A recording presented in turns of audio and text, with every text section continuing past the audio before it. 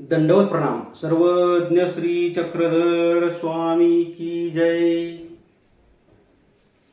संसार हा दुःखरूप आहे. या संसारामध्ये खूप दुःख आहे. दुःख म्हणजे पाप आणि या पापामुळे नरक होतात. हे सर्वज्ञ श्री चक्रधर स्वामींनी 800 वर्षापूर्वीच आपल्याला सांगितलेले आहे. या जगामध्ये कुणीच कुणाचं नसतं. अगदी एखादा माणूस मृत झाला तरी थोडा वेळ आपण रडतो, दुःख करतो, परंतु जो माणूस गेलाय त्याचंही आपल्याला सध्याच्या काळामध्ये काही घेणं देणं राहिलेलं नाही. एक 15 दिवसापूर्वी सोशल मीडियावर एक घटना खूप व्हायरल होत होती. एक हरियाणामधून आलेला माणूस आपल्या महाराष्ट्रामध्ये स्थायिक होतो. त्याच्या 3 मुली असतात. त्या लहान असताना तो महाराष्ट्रात आलेला असतो. तो महाराष्ट्रात आल्यावर त्याने या ठिकाणी कापड उद्योग चालू केला. त्या कापड उद्योगातून त्याने भरपूर पैसा कमावला. आपल्या मुलींना लहानचे मोठं केलं, चांगले शिक्षण दिले, त्यांना सुशिक्षित केले, त्या नोकरीला लागल्या. परंतु त्यांचे लग्न झाल्याच्या नंतर त्या आपल्या संसारामध्ये एवढ्या रममाण झाल्या की त्यानंतर बापाला विसरत चालल्या होत्या. बाप त्या व्यवसायामध्ये थोडा डबघाईला गेला आणि व्यवसाय त्याचा थोडा शांत झाला, म्हणजे कमी चालू लागला. तर पुन्हा तो आपल्या हरियाणा या गावी गेला. त्या ठिकाणी गेल्यावर मुली तर चौकशीही करत नव्हत्या, म्हणून तो त्या ठिकाणी गेल्यावर वृद्धाश्रमात राहू लागला. त्याची पत्नी मरण पावली, म्हणून तो शेवटच्या काळामध्ये एकटाच राहिला होता. वृद्धाश्रमामध्ये पण त्याचे दिवस असेच कटत होते. कोणीही नव्हतं. मुली कधी फोनही करत नव्हत्या. याने फोन केला तर मुली फोनही उचलत नव्हत्या. अशी परिस्थिती होती. शेवटी तो मृत पावला. त्याच्या अंत्यविधीच्या वेळेस एका मुलीने व्हिडिओ कॉलवर अंत्यविधी पाहण्याची मागणी केली. दुसऱ्या मुलीने 5,100 रुपये पाठवून दिले आणि तिसऱ्या मुलीने तर चौकशी पण केली नाही. असा हा काळ आलेला आहे. हा किती वाईट काळ आहे आपण विचार करू शकतो. तर ही परिस्थिती सर्वज्ञ श्री चक्रधर स्वामींनी 800 वर्षापूर्वीच आपल्याला एका लीळेमार्फत सांगितली होती. ती लीळा आज आपण स्मरण करूया. चला. दंडवत प्रणाम. परसनायका स्थित्यादी मरणी भटादिका दुःखा संभोकू. श्री क्षेत्र खडकुली परिसरामध्ये कोळेश्वरी स्थान आहे. त्या स्थानावरील ही लीळा. एके दिवशी सर्वज्ञांना सकाळीच उपहूड झाला. म्हणजे आपले सर्वज्ञ श्री चक्रधर स्वामी एक दिवस त्या ठिकाणी असताना सकाळी झोपेतून उठले. परिश्रय आटोपून आसनावर उपविष्ट झाले. सकाळचा जो विधी होता तो आवरून स्वामी आपल्या आसनावर येऊन बसले होते. परसनायक कधी दर्शनाला आले होते हे त्यांना माहीत नव्हते. तर त्या ठिकाणी इतर भक्तजन होता आणि इतर भक्तजनामध्ये परसनायक हे कधी त्यांच्यामध्ये आले होते हे स्वामींना माहीत नव्हतं. परंतु ते इथे सोबत होते. दायंबा ही कोणत्या ठिकाणी आले होते हेही त्यांना माहीत नव्हते. त्यावेळेस दायंबा पण त्या ठिकाणी होते, परंतु तेही कधी आले होते हे स्वामींना माहीत नव्हते. तेही इथे सर्वज्ञांच्या सोबत होते. सर्वज्ञांना त्यावेळेस निरूपण करण्याची प्रवृत्ती झाली. तर सकाळी सर्वज्ञांना निरूपण करण्याची प्रवृत्ती झाली, परंतु जो भक्तजन होता तो झोपलेला होता. समोर कोणीही नव्हते. म्हणून सर्वज्ञांनी परसनायकांना स्थितीचा संचार केला. म्हणून त्यावेळेस सर्वज्ञांनी परसनायकांना स्थिती दिली. त्यांच्यामध्ये स्थितीचा संचार झाला. चौकात सर्व भक्तजन निजले होते. ते उठले. सर्वांनी स्वामींना दंडवत घातले. त्या ठिकाणी चौकामध्ये सर्व भक्तजन झोपलेले होते. ते उठले. त्यांनी स्वामींना दंडवत घातले. श्रीचरणावर मस्तक ठेवले आणि जवळ बसले. परंतु सर्व भक्तजन समोर जवळ येऊन बसले, परंतु स्थितीमुळे परसनायक उठेनात. तर परसनायकांमध्ये स्थिती संचारली होती, त्यामुळे परसनायक झोपेतून उठत नव्हते. ते एका झाडाच्या खोडाप्रमाणे निश्चळ झाले होते. सर्वज्ञ म्हणाले, वानरेया तुम्ही सर्वजण उठलात, परशा का उठला नाही? त्यावेळेस सर्वज्ञ श्री चक्रधर स्वामी भक्तजनांना म्हणले, तुम्ही सर्वजण उठले आहात, तर परशा का उठला नाही? पहा बरं तो का उठला नाही? भक्तजन म्हणाले, नाही जी माहिती नाही. सर्वज्ञ म्हणाले, पहा बरं तो इथे आहे की नाही? भक्तजनांनी पाहिले तर तो खोडासारखा निश्चळ होऊन पडला होता. जी परसनायक सरले.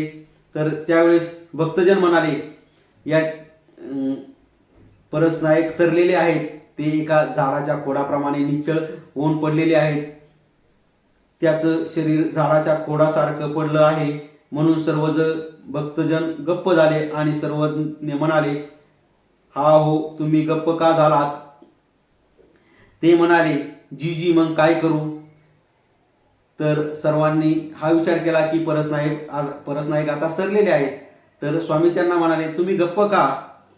तर सर्वज्ञ म्हणाले, हो हो, आयाबायांनी काय केले असते? आया बहिणींचं कर्तव्य काय आहे ते तुम्हाला माहीत नाही का? त्याचबरोबर सर्वजणांनी डोक्याला वस्त्र गुंडाळली आणि ते रडू लागले. त्यावेळेस सर्वज्ञ श्री चक्रधर स्वामींनी त्या ठिकाणी असणाऱ्या सर्व स्त्रियांना म्हटले की कुणी मृत व्यक्ती झाली तर आया बहिणी काय करतात? तर त्यावेळेस सर्व आया बहिणी रडू लागल्या. प्रामुख्याने दायंबा आणि सर्व भक्तजन आलाप करू लागले, अरे माझ्या परशा, अरे माझ्या परसोबा, अरे माझ्या परस नायका, मला का सोडलं, मला कुणाकडे सोपवलं?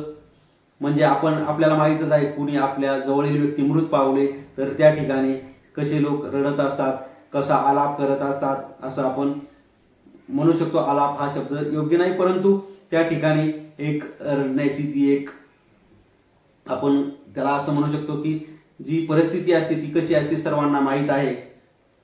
तर त्यावेळेस दायंबा म्हणाले, ताकाचा दुधिया कुणाला दिला? म्हणजे दुधी भोपळ्यापासून बनवलेलं हे जे भांड आहे ते कुणाला दिले? पात्र कुणाला दिलं? झोळी कुणाला दिली? दंड कुणाला दिला? कंथा कुणाला दिला? कौपीन कुणाला दिला? कमंडलू म्हणजे पाण्याचं भांड कुणाला दिले? असे नाना प्रकारच्या आलापांनी दुःख करू लागले. म्हणजे कुठली वस्तू कुणाला दिली, काय केलं, कसं, अशा पद्धतीने सर्वजण रडत होते.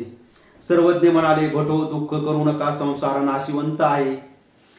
उद्भवलेलं सर्व एक दिवस जाणार आहे, नष्ट होणारच आहे. ही जग राहाटीच अशी आहे. संसार अनित्य आहे, देह नाशिवंत आहे, नश्वर आहे. जे आहे ते दिसतं आणि दिसतं ते नासतं. या ठिकाणी सर्वज्ञ श्री चक्रधर स्वामींनी सर्वांना सांगितले, दुःख करत बसू नका, संसार हा नाशिवंत आहे. जे उद्भवलेलं आहे ते एक दिवस संपणारच आहे, नष्ट होणारच आहे. ही जग राहाटीच अशी आहे. संसार हा अनित्य आहे आणि देह हा नाशिवंत आहे, नश्वर आहे. जे दिसतं ते असतं आणि जे दिसतं ते नासतं, असं सर्वज्ञ श्री चक्रधर स्वामींनी सांगितले. प्रपंचू अनित्य, दुःख करू नका. सर्वज्ञ त्यांना समजावत होते व त्यांचं सांत्वन करत होते. सर्वज्ञ श्री चक्रधर स्वामी त्यांना समजावून सांगत होते आणि त्यांचं सांत्वन करत होते. ते सर्वजण रडत होते. सर्वज्ञ म्हणाले, काय हो वानरिया, रडतच बसाल का? रडून काय होणार? बटोबास म्हणाले, मग काय करू? सर्वज्ञ म्हणाले, आता याचं हित होईल, याचं बरं होईल असं करावं की मेलेल्याचं जे केलं जातं ते करा. म्हणजे आता रडून काय होणार आहे का? याचं हित कशात आहे? म्हणजे जो व्यक्ती मृत झालाय त्याची पुढचा विधी काय असतो हा तुम्हाला माहीत नाही का? मेलेल्याचं काय केलं जातं? जिवंत आहेत त्याच्याशी जिवंत माणसासारखं वागावं आणि मृतासाठी जे करायचं आहे ते करा. म्हणजे जोपर्यंत माणूस जिवंत आहे तोपर्यंत त्या माणसासारखं कसं वागलं पाहिजे हे सर्वांना समजलं पाहिजे, असे सर्वज्ञ श्री चक्रधर स्वामींनी 800 वर्षापूर्वीच आपल्याला समजून सांगितलेले आहे. आणि मृत माणसाचं काय करावं हेही आपल्याला माहीत आहे, असं सर्वज्ञांनी सर्वांना त्या ठिकाणी सांगितले. मृताच्या अंत्यसंस्काराचा मार्ग मोकळा करा. भटोबास म्हणाले, हो हो. मग सर्वजण उठले. भटोबास गळलिंब्याला गेले. त्या ठिकाणाहून लाकडं गौऱ्या घेऊन आले. त्या ठिकाणी मग भटोबास उठले आणि श्री क्षेत्र गळलिंबा या ठिकाणी गेले आणि त्या ठिकाणी लाकडं गौऱ्या अंत्यविधीसाठी लागणारं सर्व मटेरियल घेऊन आले. नदीतल्या दरडीवर सरण रचले, तिरडी केली. प्रेत चितेवर ठेवण्याआधी देतात तो पिंड दिला. म्हणजे तिरडी केली आणि प्रेत तिरडीवर ठेवण्याआधी जो पिंड दिला जातो दही भाताचा तो पिंडही दिला. तोंडावर दही भाताचा लहानसा गोळा ठेवला. 4 भक्तांनी खांदा दिला. दायंबांनी विस्तव घेतला आणि प्रेत यात्रा निघाली. तर 4 भक्तांनी खांदा देऊन ती तिरडी खांद्यावर घेतली. दायंबांनी विस्तव घेतला आणि प्रेत यात्रा निघाली. सर्वज्ञांनी संपूर्ण श्रीमूर्ती आच्छादून प्रेत यात्रेसोबत गमन केले होते. वाटेत मध्ये दही भाताचा पिंड दिला. नदीच्या काठावर मध्येच नगर विसावा दिला गेला. एक ठराविक म्हणजे जे अंतर आहे ते गेल्याच्या नंतर एक विसावा दिला जातो, त्याला नगर विसावा म्हटले आहे. तो नगर विसावा दिला गेला. पुन्हा दही भाताचा पिंड दिला गेला. तेव्हा सर्वज्ञ श्री चक्रधर स्वामी त्या ठिकाणी उभे राहिले. दरडीजवळ स्मशानात परसनायकांना नेलं. भटोबासांनी शरण रचलं. सर्वज्ञ चरणचारी उभे राहिले. भक्तजनांनी परसनायकांना सरणावर घातले. त्या ठिकाणी अंत्यविधीची तयारी चालू झाली होती आणि भक्तजनांनी परसनायकांना सरणावर घातले. त्यानंतर स्मशानातील शेवटचा दही भाताचा पिंड दिला. दायंबांनी सरणावर तिकट ठेवले. सरणाला प्रदक्षिणा घालून पाण्याची धार सोडली. पायथ्याला मडकं फोडलं आणि तिथे लोळत त्यांनी हंबरडा फोडला. तर त्यावेळेस दायंबांनी सरणाला प्रदक्षिणा घातली. पाण्याची धार म्हणजे आपण जो मटका असतो त्या मटक्याची पाण्याची धार चारी बाजूने सोडतात ती सोडली आणि मटकं त्याच्या पायथ्याशी फोडलं. माझ्या परसोबा माझ्या परस नायका असं म्हणत त्यांनी हंबरडा फोडला. त्यानंतर अग्नी पेटवला. सर्वज्ञ थोडा वेळ त्या ठिकाणी उभे होते. मग सर्वज्ञ त्या ठिकाणावरून देवळाच्या आग्नेय कोपऱ्यात एक पिंपळ होता. त्या पिंपळाच्या सावलीला सर्वज्ञांनी आसन केलं. त्या ठिकाणी एका म्हणजे देवळाच्या आग्नेय बाजूला एक पिंपळाचं झाड होतं. त्या ठिकाणी सर्वज्ञ श्री चक्रधर स्वामी गेले आणि त्या ठिकाणी स्वामींनी आसन केले. मागून सर्व भक्तजन येऊन सर्वज्ञांजवळ बसून रडू लागला. त्या ठिकाणी सर्व भक्तजन आले व सर्वज्ञांच्या जवळ बसून रडू लागले. सर्वज्ञ म्हणाले, त्यावेळेस सर्वज्ञ श्री चक्रधर स्वामी म्हणाले, दुःख करू नका. प्रपंच हा नाशिवंत आहे. हा संसार लटका आणि खोटा आहे. संसार म्हणजे हा दीर्घ स्वप्नगा. दुःख रूपता पाप मूळता अनित्यता ए तिन्ही नव्हती तरी संसारा वाचुनी अनेक काही गोमटे असे. परंतु अनित्य म्हणून त्या चांगल्याचा भल्याचा सुखाचा लाभ होत नाही. म्हणून दुःख करू नका. दुःख म्हणजे पाप आणि पापामुळे नरक होतात. तर त्या ठिकाणी स्वामींनी निरूपण केलं, दुःख करू नका. दुःख म्हणजे पाप आणि पापामुळे नरक होतात. म्हणजे दुःख करून काय होणार आहे स्वामींनी हे त्यावेळी समजून सांगितले. अपमृत्यू एको आती. जन्माला आला तो मरणारच आहे म्हणून दुःख करू नका. जो जन्माला येतो तो मरणारच आहे म्हणून दुःख करत बसू नका. हे सर्वज्ञ श्री चक्रधर स्वामींनी त्या ठिकाणी सांगितले. यावर सर्वज्ञांनी सहार प्रकरण निरूपण केले. त्या ठिकाणी सहार हे प्रकरण स्वामींनी निरूपण केले. भक्तजन रडतच होते. तिकडे सरणावर आगीच्या धकीने परसनायकांच्या स्थितीचा भंग झाला.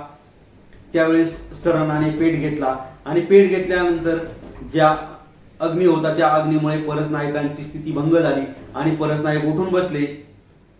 त्यांच्या तोंडावर जो पिंड ठेवला होता तो परसनायकांनी खाऊन घेतला आणि तेही उठून भक्तजनांच्या पाठीमागे येऊन बसले.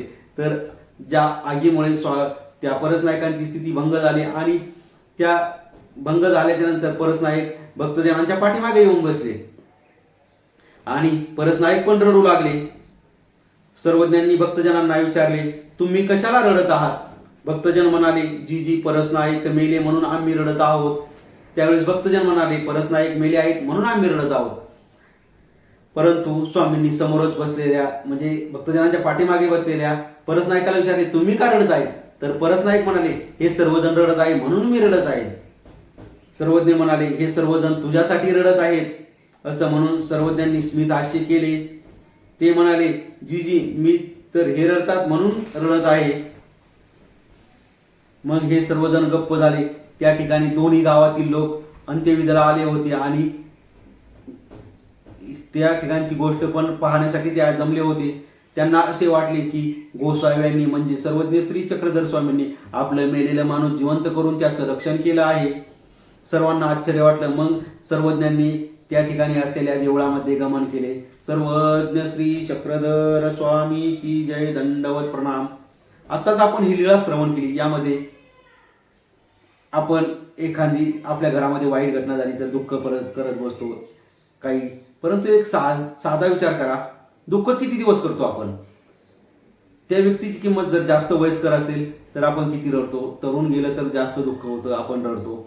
तर एक विचार करण्यासाठी 1 महिना लोटला गेला, 2 महिने घेतला लोटले गेले, 3 महिने लोटले गेले, वर्षभरानंतर आपणही त्या व्यक्तीला विसरतो आणि आपल्या जे रोजचा दिनक्रम आहे तो चालू राहतो. मग विचार करा, दुःख करत बसणे हे स्वामींनी त्याच वेळी सांगितले, दुःख करणे म्हणजे पाप आहे आणि या पापामुळेच नरक होते. हे सर्वज्ञ श्री चक्रधर स्वामींनी त्याच वेळेस आपल्याला समजून सांगितले. 800 वर्षापूर्वी घडलेल्या या लीळेमधून आपल्याला एकच गोष्ट लक्षात येते की दुःख करून काहीही होत नाही. त्यामुळे सर्वांनी आपला नित्यविधी व्यवस्थितपणे पार करून आपली कर्मे व्यवस्थित पार पाडावीत आणि मी देवाचा देव माझा या अनुषंगाने आपले जीवन जगावे. दंडवत प्रणाम. सर्वज्ञ श्री चक्रधर स्वामी की जय.